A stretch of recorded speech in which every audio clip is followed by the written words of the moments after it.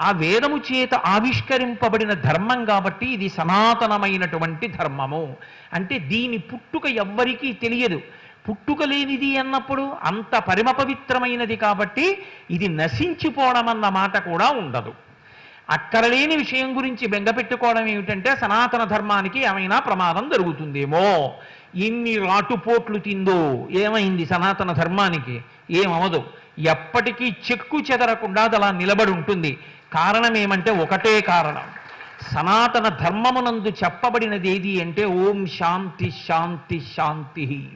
అందరూ శాంతిగా ఉండాలి. అందరూ శాంతిగా ఉండాలి అన్నది ఎందుకు నిలబడదు సమాజంలో? నిలబడి తీరుతుంది. సత్యం వద ధర్మంచర, ఇంతకన్నా చెప్పడానికి ఎక్కడైనా ఏమైనా ఉంటుందా? ఇంకా సత్యమును పలుకు, ధర్మాన్ని పాటించు. అదే వాంగ్మయము యొక్క సమస్త సారము.